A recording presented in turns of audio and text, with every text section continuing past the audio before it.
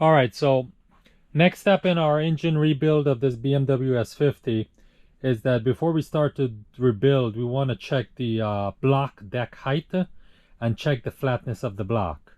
So the block deck height is, let's go ahead and see here, is the measurement from the surface of the block, the cylinder head mating surface, to the center line of the crankshaft. So we have our crankshaft out, so we need to get to the center line of this bore. So from the center line here up to the surface, factory spec calls for 210 millimeters. So what we are going to do, I've got a digital caliper that I'm going to measure from here to the surface, and then I'm going to measure the bore and divide that by 2 and add it to the measurement that I've taken from here to my surface. That should give me my my deck height.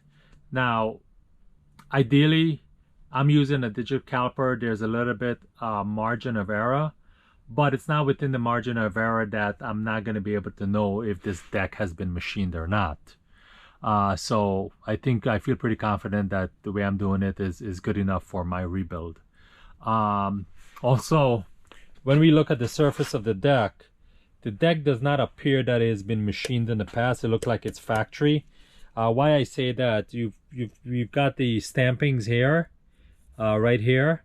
Doesn't look like these were machined. So I think we're at a factory 210 millimeter deck height. So let's go ahead and we'll see what we got.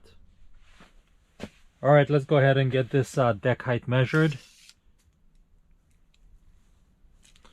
So let's go from the center of the crankshaft bore right up to the deck height. Let's try to make sure that I'm somewhat in the center. Okay, so I've got 177.54. Okay, 177.54. Okay, let's go ahead and measure our bore.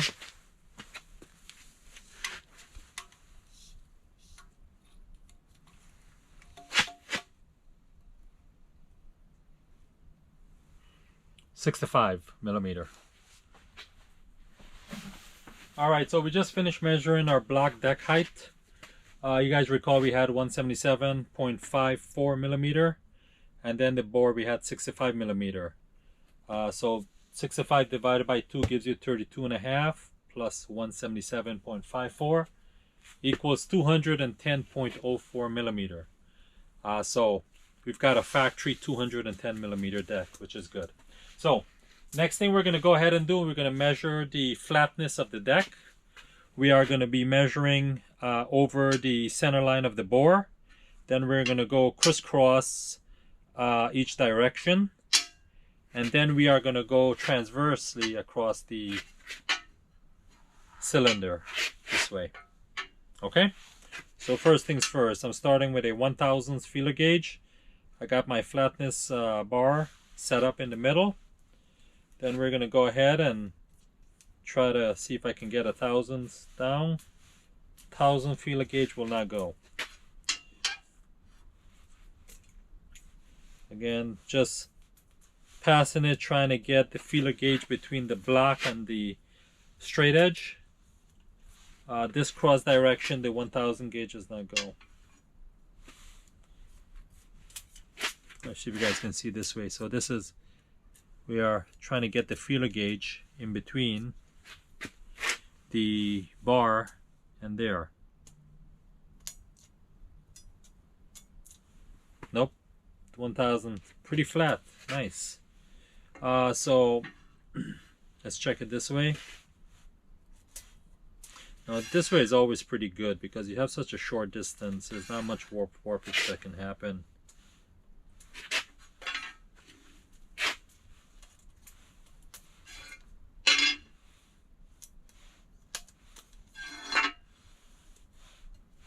Okay, so we've got less than 1,000th warpage, which is pretty good.